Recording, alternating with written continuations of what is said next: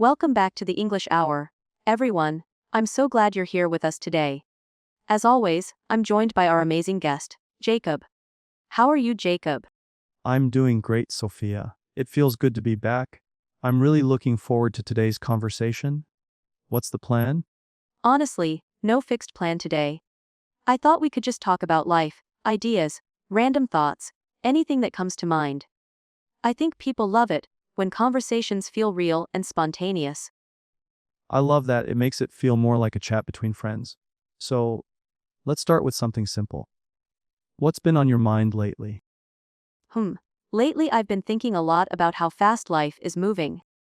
Don't you feel like sometimes we're just rushing from one thing to another without even realizing it? Oh, yes, absolutely.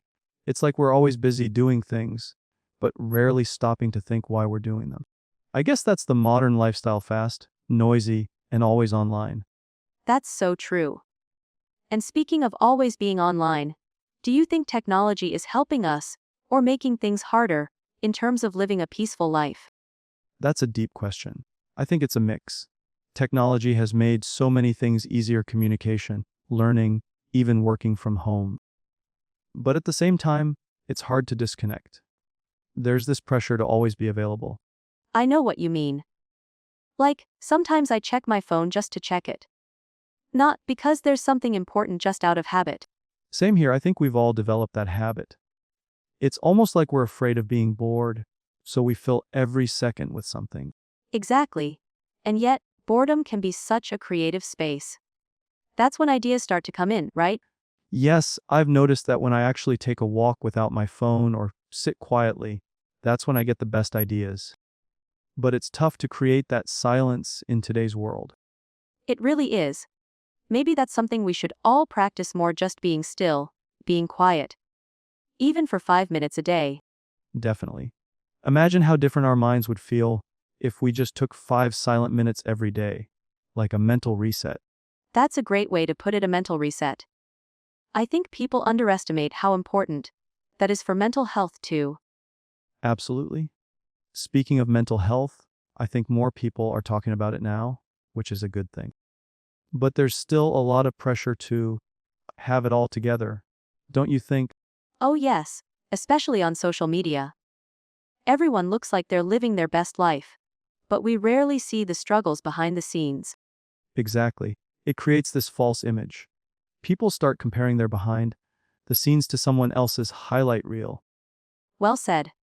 That's such a powerful way to describe it, highlight reels. That's what social media really is. Yeah, and sometimes we forget that. We see someone traveling or succeeding, and we think, why am I not doing that?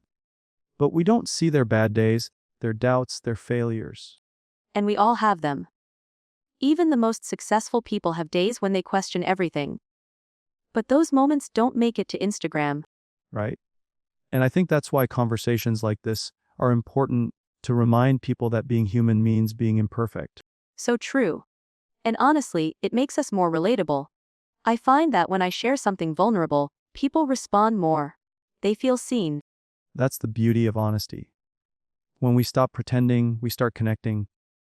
Wow, I love that. When we stop pretending, we start connecting. That should be printed on a coffee mug.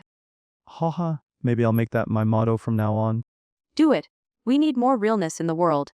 Especially in this digital age. Yeah. And I think podcasts like this are helping. People get to hear real voices, real thoughts. It's not about filters or likes, it's just conversation. Exactly. That's what I love most about doing this show. It feels authentic. And it gives us space to explore so many topics without rushing. And speaking of topics, I was thinking the other day about how our definition of success has changed over time. What do you think success really means today? Great question. I think success used to be more about status, job title, money, things like that. But now, I feel like people are craving something deeper, like purpose or balance. I agree. More people are realizing that having a six-figure salary doesn't mean much if you're miserable or burned out. Exactly. True success, in my opinion, is waking up excited for the day and going to bed feeling at peace. That's a beautiful way to describe it. I think success should be about fulfillment, not just achievement. Yes. And sometimes that fulfillment comes from small things, helping someone, spending time with loved ones, creating something meaningful. That reminds me, do you ever feel more accomplished after a quiet day than a busy one? All the time, it's like, on busy days I feel productive, but on peaceful days I feel fulfilled. There's a big difference. So true. Maybe we should start measuring success by how fulfilled we feel, not by how many things we check off a to-do list. I love that idea. It's more human, more compassionate, and it gives us space to slow down. Exactly. Life shouldn't be a race. It should be a journey we actually enjoy. Preach, Jacob, I couldn't agree more. Sophia, this kind of conversation reminds me of those long chats you have late at night with a close friend when the world is quiet and everything just feels more meaningful. Yes, that's exactly how I feel too. Late night talks are so special because they're unfiltered. People let their guard down, and real thoughts come out. Exactly. No performance, no pressure, just truth. I think that's why people connect so deeply during those moments. It's like we give ourselves permission to be vulnerable when everything else slows down. Maybe because no one's watching. True. And it makes me wonder, why can't we have those honest talks in the daytime too? What holds us back? Probably fear. Fear of being judged, misunderstood, or just not being taken seriously. In the daytime, everyone's in go mode. At night, we're more reflective. That's so insightful. It's like society expects us to be productive machines all day and only allows emotions in the dark. Yeah. But emotions aren't weakness, they're human. And honestly, I think they make life richer. Absolutely. I've had some of the most powerful personal breakthroughs during emotional conversations, either with someone else or even with myself, I love that you said, with myself. Self-talk is so underrated. Sometimes we need to sit and ask ourselves how we're really doing. right? I've started journaling again recently, and it's been eye-opening. Just writing down my thoughts makes them feel more real and less overwhelming. Journaling is like therapy on paper. I've been doing it too. And I always find clarity after a good journaling session. Same here. I think it's because our thoughts are so tangled in our heads, and writing helps untangle them. That's the perfect way to describe it. Writing is like combing through mental knots. Haha, yeah. And sometimes you find a knot you didn't even know was there until you wrote it down. Exactly. I once started writing about a stressful day, and by the end of the page, I realized I was actually upset about something from last week that I hadn't processed. That happens to me too. It's like our minds keep little emotional bookmarks, and writing helps us turn to those pages. Oh wow, I love that metaphor, emotional bookmarks. That's so poetic. Thanks. I guess I'm feeling a little poetic today. Keep it coming, you've got the vibe. But seriously, I think everyone should try journaling, even if just a few lines a day. Agreed. It's not about grammar or structure. It's about being honest with yourself. Even one raw sentence can be healing. Yes. And for anyone learning English, journaling can be a great way to improve language skills too, while connecting with your emotions. That's a great point. It's like killing two birds with one stone: language practice and emotional reflection. Exactly. And when you write in English every day, you start thinking in English too, which makes speaking easier. So true. I remember when I was learning a new language, I started labeling objects in my room with sticky notes. Then I started writing little notes to myself in that language. That's such a fun technique. I did that too when I was trying to learn Spanish. My fridge had porta, my mirror had spejo, and my cat was very confused. Haha, that's adorable. But it really works. Immersing yourself in the language makes a huge difference. Definitely. I always tell our listeners, don't be afraid to make mistakes. That's how you grow. 100%. Every mistake is proof that you're trying. No one ever got fluent by being perfect from day one. Exactly. In fact, making mistakes means you're doing the work, not just thinking about it. This reminds me of something a teacher once told me: fluency isn't perfection, it's flow. And I never forgot that. Wow, that's powerful. Fluency isn't perfection. It's flow. I love that. Yeah, it really helped me let go of the fear of messing up.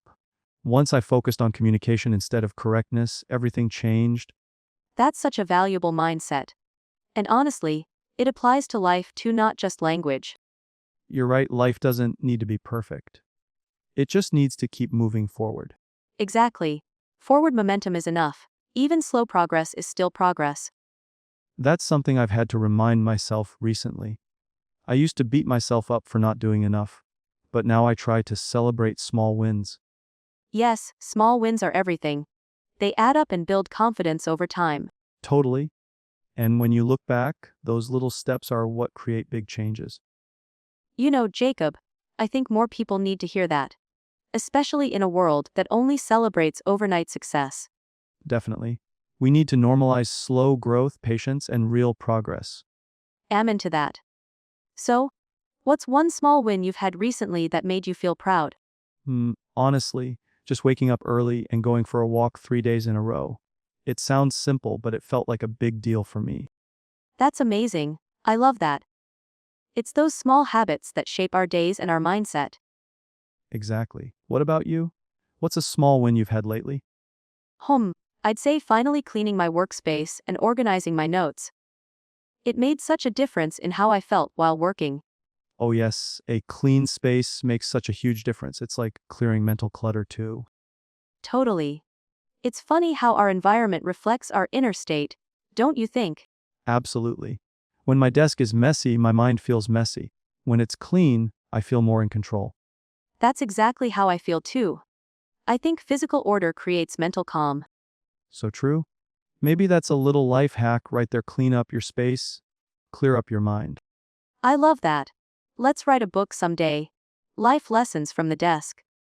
Haha, that actually sounds like a great idea. We'll fill it with little tips and big thoughts from conversations like this.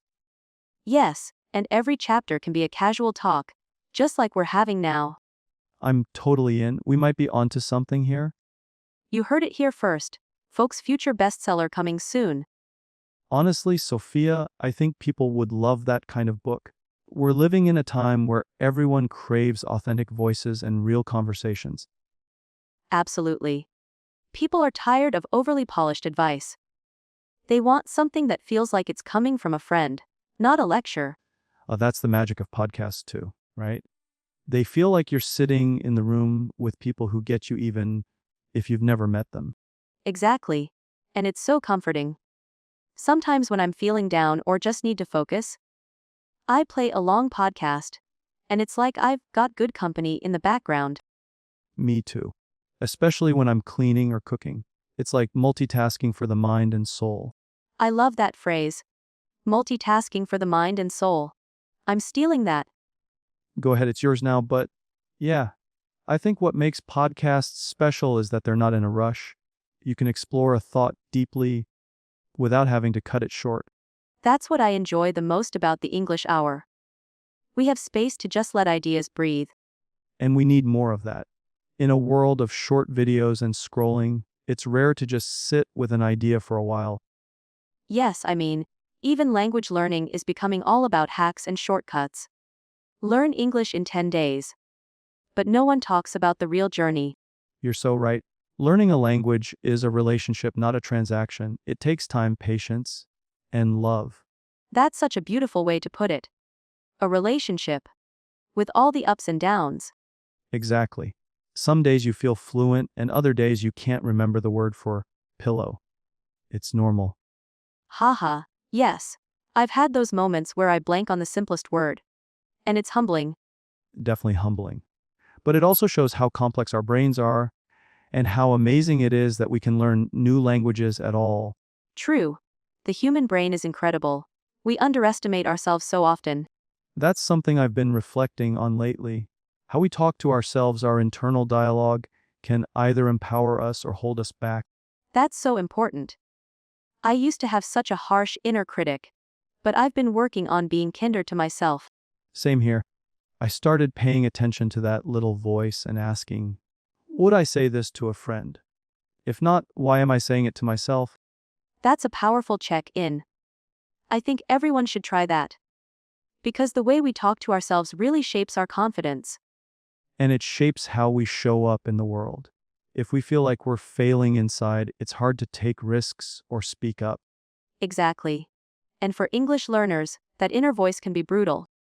You're not good enough. Your accent is too strong. You'll embarrass yourself. Yeah. But what if that voice said, "You're learning, you're brave, you're growing every day"? Imagine the difference. That would be life-changing. Because mindset isn't just motivation, it's the foundation of progress. Absolutely. And I think people often look for the perfect study method when really the most important tool is your attitude. Preach. It's like having the best workout plan, but hating yourself the whole time. It doesn't work in the long run. Exactly. You need to become your own coach, not your own bully. Wow. That hits home. I wish more people understood that self-encouragement isn't cheesy, it's necessary. Totally. We're so good at cheering others on, but forget to cheer for ourselves. Maybe we should normalize celebrating small wins out loud, even if it's just saying, "Nice job," to ourselves. I love that. In fact, I'm going to try it today. After this podcast, I'm going to look in the mirror and say, "You crushed that conversation." Yes, and I'll say, "You made Jacob feel welcome, and you had fun. Let's make this a tradition." Doan weekly mirror pep talks. Who's with us? Listeners, if you're hearing this, give yourself a little praise today. You deserve it, no matter how small your win. Even if your win is just listening to this podcast in English, that's a huge step. You're training your brain as we speak. So true. Passive listening is one of the best ways to absorb language naturally. And the beauty is, you don't even realize how much you're learning until one day you surprise yourself by understanding something easily. That's such a great feeling, isn't it? When something that used to confuse you suddenly feels simple. It's like a mental light bulb turning on. You realize all that effort was working behind the scenes. Yes, like planting seeds. You don't see them growing every day, but one morning, there's a flower. Beautiful metaphor, Sophia. You should put that in our future book too. Oh, it's going in for sure. Chapter 70, The Language Garden. Ha ha ha, yes. We're totally doing this book now. I can already see the chapter titles. Chapter 1, Fluency isn't perfection, it's flow. Chapter 2a, The Mirror Pep Talk. Chapter 30, Mistakes are milestones. Ooh, that's a good one. Mistakes are milestones. I want that on a t-shirt. Merch idea, we're building an empire here, Jacob. One heartfelt conversation at a time. And that's the best way to do it. No rush, no shortcuts. Just real talk, real connection. That's why I love this space. It's not just about learning, it's about growing together. Couldn't have said it better myself. You know, Sophia, since we're talking about growth and learning, have you ever thought about how cultural experiences shape the way we use language? Oh, absolutely. Culture and language are like best friends, you really can't separate them. I mean, just think about idioms. They make no sense unless you understand the culture behind them. Exactly, like when someone says, break a leg.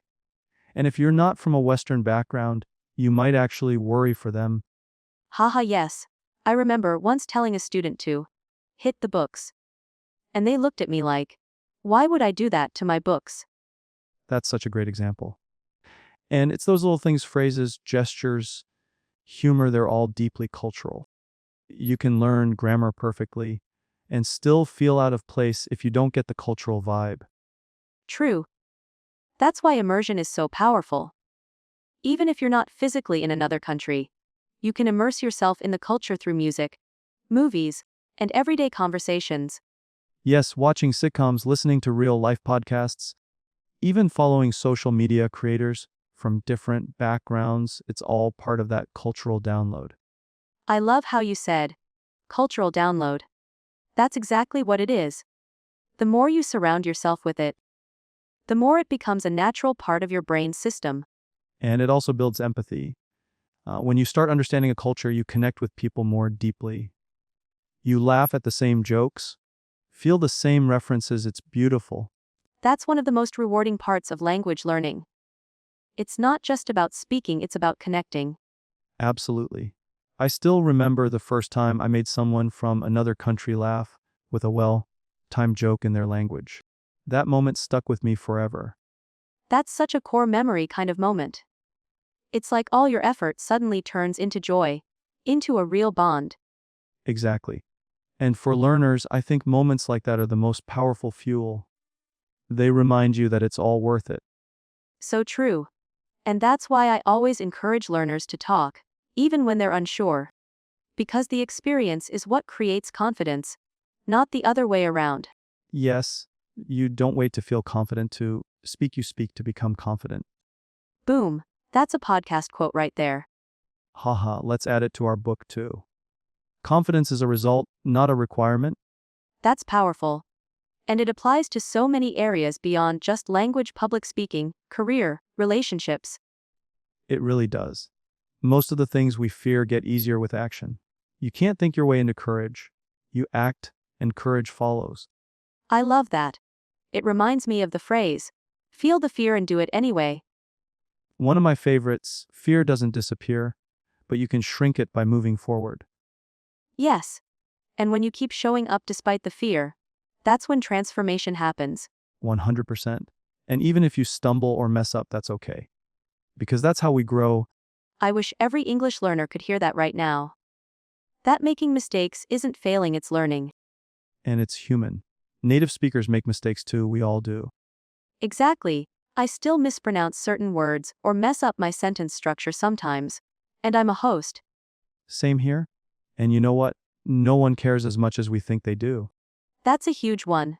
We're always our own harshest critics. Yes. Listeners, if you're afraid to speak English because you might mess up, just know everyone messes up. And it's okay. More than okay, it's necessary. Mistakes are the proof that you're doing the work. Right. If you're not making mistakes, you're probably not stretching yourself enough. Wow. That's something to sit with. No mistakes means no growth. We're collecting so many golden lines today, Sophia. Haha, we really are. This might end up being our longest and most inspiring episode yet. And that's perfect because sometimes people just need to hear a conversation like this, slow, thoughtful, encouraging. Yes. Not a crash course or a listicle, but a real, human-to-human chat that meets them where they are. And if even one person feels more confident after hearing this, then we've done our job. I know they will. Because these words aren't just advice, they come from experience. From real journeys. You said it beautifully. And I think this format, the relaxed, honest style, is what makes the English Hour special. Thank you, Jacob. That means a lot. I really hope listeners feel like they're part of the room with us. I think they do. And maybe one day, we can even invite listeners to send us their stories, their language journeys. Oh, I love that idea. Listener stories could become a whole new segment on the show. Yes, we could read letters, voice messages, or even bring some of them on as guests. That would be incredible. Learning English isn't just about lessons, it's about people and their stories. Exactly. And every learner has a story worth sharing. Imagine hearing from someone in Brazil, or Turkey, or Japan talking about how they struggled and succeeded in learning English. It would inspire so many others. Just knowing you're not alone can change everything. We should totally make that happen. Maybe we can announce it in the next episode.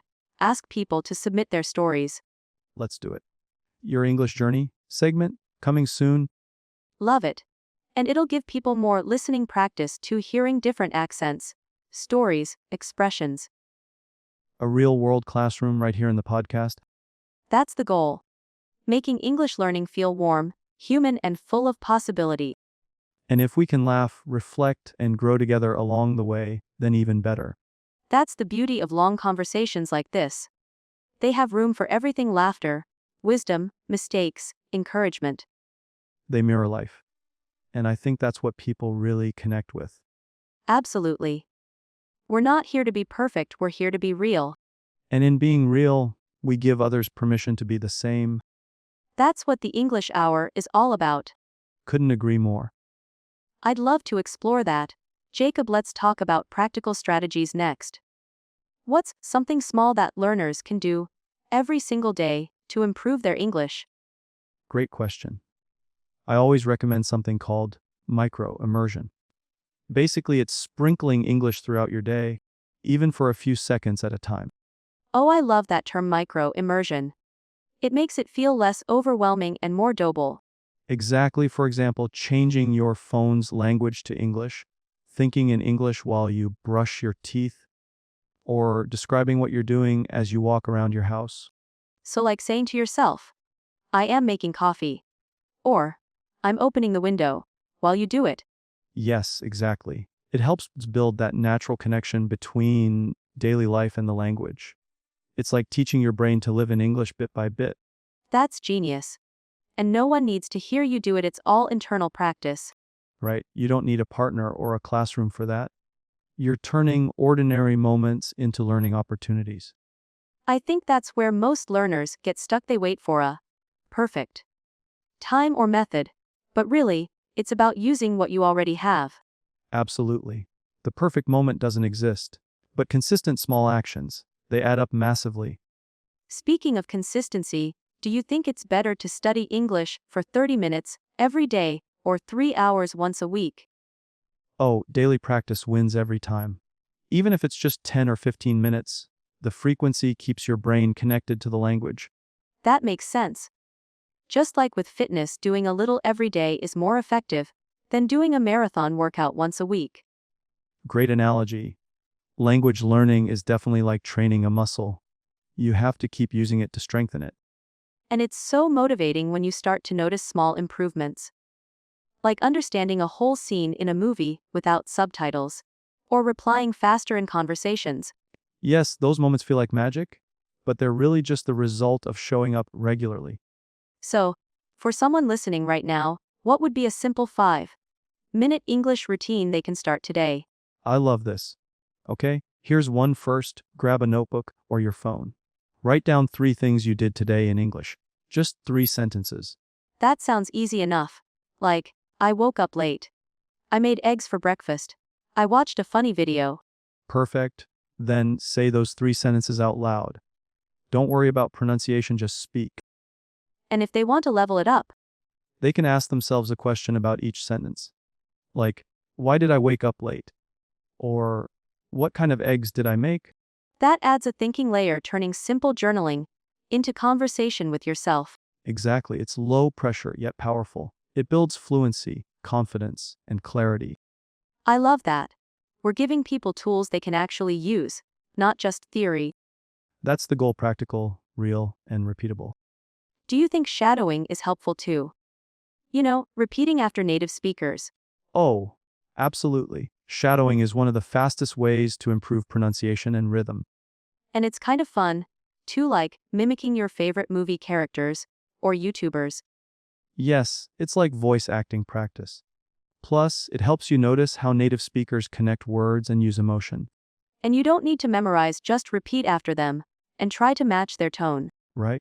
You can pause, rewind, mimic, and do it as many times as you want. No judgment. I used to do that with TED Talks when I was improving my own speech patterns. It made such a difference. Same here. TED Talks, podcasts, even music lyrics shadowing builds confidence fast. That's another good point. Songs can be amazing for learning English too, right?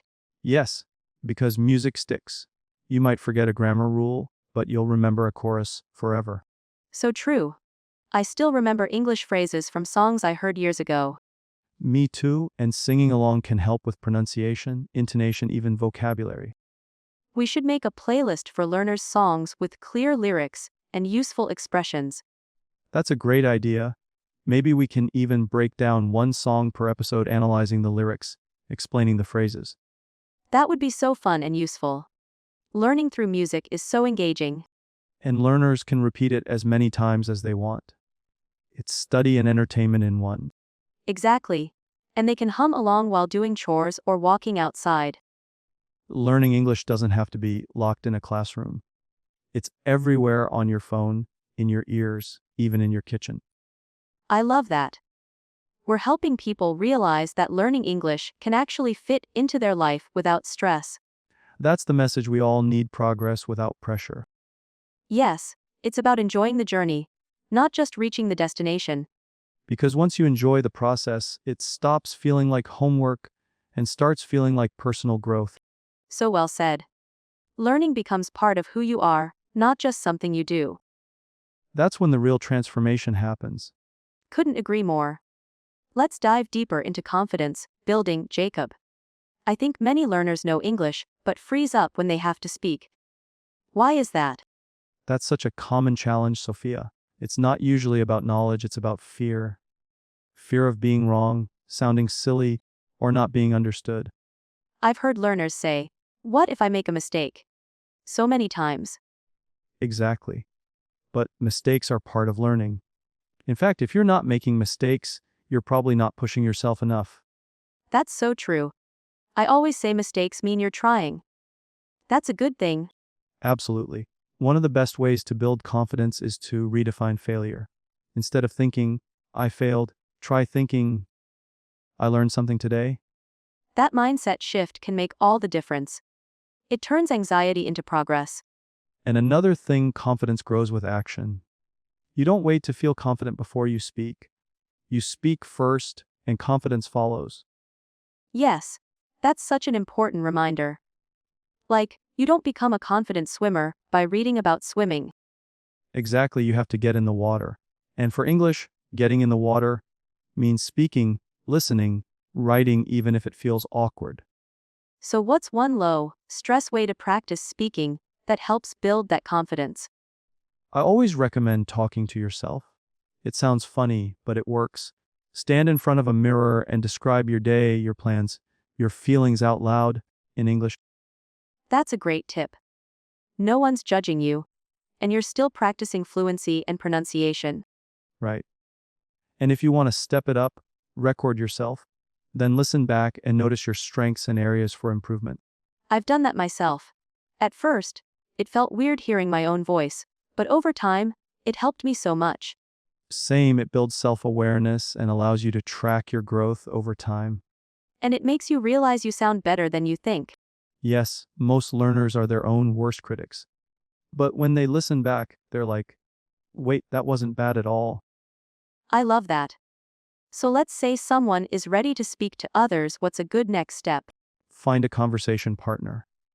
It doesn't have to be a native speaker, just someone who's also learning or who wants to help. Language exchange apps can be great for that, right? Definitely. There are apps and websites where people from around the world connect to practice different languages together. And video calls can feel like real conversations. It's the next best thing to face interaction. Yes, plus it's free and you can find someone with the same level or interests. That helps keep the conversation flowing, talking about things you actually care about. That's a great point. Language learning should feel like connection, not just memorization. So, would you say topics matter more than vocabulary sometimes? Yes, because passion drives language. If you're excited about the topic, your brain works harder to express yourself. So true. I remember helping a student who loved cooking. Once we started using recipe videos and food blogs in English, her progress skyrocketed. I've seen that too. Hobbies and interests are language learning gold mines. So, learners out there, whatever your passion is, try exploring it in English. Whether it's gardening, photography, or football. Exactly. You'll learn the words you care about, and that makes them easier to remember. And more fun too. It doesn't feel like studying, it feels like living. That's the magic. Learning while living. Let's talk about storytelling next. A lot of English learners struggle with organizing their thoughts when speaking. How can storytelling help with that? Storytelling is an amazing tool. It gives your thoughts structure, beginning, middle, end. That helps your brain present ideas more clearly. So, even telling a story about what happened on your way to work can be a great speaking practice. Start with where you were, what happened, and how you felt. That's already a story. And it keeps people interested too. We all love a good story, even if it's about a flat tire or a funny moment at the store. Exactly. And stories help you connect emotionally with listeners, which boosts your confidence. So true. When learners tell me stories instead of just listing facts, I can feel their energy shift. That's because stories are human. They're how we've communicated for thousands of years. So, what's a fun way learners can practice storytelling? One way is to write or record a story of the day. Just one interesting or funny thing that happened. Doesn't have to be big, just real. And they can use that same story to practice writing, speaking, and even listening if they record and play it back. Exactly. One small story can give you so much practice. I love that. So, even, I spilled coffee on my shirt, can turn into a story. Yes. And then you explain how you reacted, what happened next, and how you felt. Boom, storytelling. I think that's something anyone can start doing today. It doesn't need perfect grammar, just courage. Yes. Fluency starts with courage, not perfection. And I love that we're showing learners how powerful they already are. They have the tools, they just need the habit. That's it, Sophia. We're all storytellers. And when we share our lives in English, we build language and connection at the same time. Beautifully said. Great, let's dive into one of those. How about learning English through movies? It's one of the most fun and effective methods, in my opinion. Yes, let's do it. Watching movies in English is such a popular way to learn. But many learners say they struggle to understand native speakers in films. Why is that? That's true, and it's totally normal. In movies, actors speak fast, use slang, and sometimes mumble. It's very different from textbook English. And they talk over each other sometimes, or speak with different accents too. Exactly. That's why learners shouldn't feel discouraged if they don't understand everything. It takes time. The key is to use movies as a tool, not just entertainment. So, what's the right way to use a movie for learning? I always recommend watching in 3 steps. First, watch a short scene with subtitles in your language. Just enjoy the story. Okay, that helps understand the meaning easily, Then, watch the same scene again with English subtitles. This time, focus on how the English matches what you just understood. right? So now you're connecting the words and expressions in English to the meaning. Yes. And finally, watch it a third time with no subtitles. Just listen. Try to focus on tone, rhythm, and pronunciation. I love that. It trains your ear, and also builds your brain's English listening muscle. Exactly, and it's fun. You're not just memorizing vocabulary, you're learning how people actually speak. Do you recommend writing down new expressions too? Definitely. Keep a movie notebook where you write down interesting phrases, slang, or ways people express emotions. That's such a good idea. And then you can try using those phrases in your own sentences later. Yes, the goal is to take the language from the screen into your daily life. So, what kind of movies are best for learners? Start with something light and conversational romantic comedies, family films, or dramas where people talk a lot. Avoid action movies. At first, they usually don't have much dialogue. True, in action movies, it's more explosions than conversations. Exactly, we want dialogue, not just sound effects. What about animated movies? Are they good for learners? Absolutely. Animated films usually have clear speech, and they're designed for a wide audience. Movies like Finding Nemo, Toy Story, or Frozen are great choices. I've seen so many learners improve their listening skills with Disney or Pixar films. Yes, and the emotional connection helps too. When you care about the story, you pay closer attention. So true. Plus, you start predicting the next line or emotion. That's part of fluency too. Exactly. That's comprehension in action. What if someone only has 30 minutes a day? Can movies still help? Of course, you don't need to watch a full movie in one go. Just pick one scene and study it deeply. Even 5 minutes of focused watching is powerful. That's a great point. Quality matters more than quantity. Right. And repeat the scene several times. Repetition is what makes the brain remember. What about movie series or sitcoms? Those are amazing because the same characters repeat, so learners get used to their speaking style. Shows like Friends or The Office are perfect for that. And they're so funny. Humor makes everything easier. Yes, laughter lowers stress and helps with learning. When you're relaxed, you absorb more. What would you say to someone who feels frustrated when they can't catch every word? I'd say don't chase perfection. Understanding 60-70% is already progress. The more you listen, the more that number grows. That's reassuring. I think many learners just need to hear that it's okay not to understand everything. Exactly. It's a journey, And every minute you spend listening is helping your brain get faster and stronger in English. Let's talk about another skill, listening to fast conversations. A lot of learners say, I can understand slow English, but when natives speak fast, I get lost. That's a common experience. Native speakers often connect words, skip sounds, and speak with rhythm that's very different from textbook English. Yes, like instead of saying, what are you doing? They say, what you doing? Exactly. That's called connected speech. It's real everyday English, and it takes practice to get used to. So how can learners train their ears for fast speech? One of the best techniques is called shadowing. You listen to a short sentence and immediately repeat it, copying the rhythm and tone. Oh yes, I've tried that. It really helps improve pronunciation too. Absolutely. It's like karaoke for language learners. I like that. Language karaoke. So you listen, repeat, and try to match the speaker. Exactly. Start slow, maybe one sentence at a time, play, pause, repeat. And over time, your listening improves dramatically. And it builds speaking fluency at the same time. Yes, because you're practicing speaking and listening as one skill, just like in real conversations. What about audiobooks or podcasts? Are they good tools for improving listening? Definitely. Especially if they're made for English learners like the English Hour. It's perfect for training listening with natural conversation. Thank you, Jacob. That's what we aim for, to make English feel like a friendly, relaxing part of your day. And that's so powerful because when learners feel relaxed, their brain is ready to absorb more. Let's also talk about improving vocabulary, especially naturally, not just through memorizing lists. Yes, vocabulary is best learned in context. Instead of memorizing apple taught a fruit, read or hear the word in a sentence. She took a big bite of the red apple. That's how native speakers learn words, from how they're used. Exactly, context gives meaning, emotion, and images which help memory. So what's your advice for learners who want to expand their vocabulary quickly? Read every day. It doesn't have to be books, blogs, social media posts, news, comics, anything in English.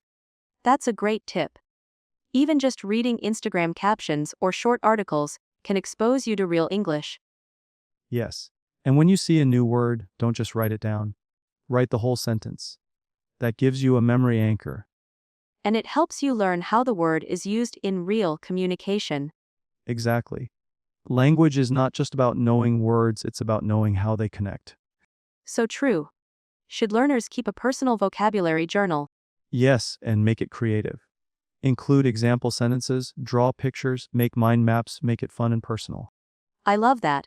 Learning should be playful, not painful. Absolutely. The more you enjoy the process, the faster you learn.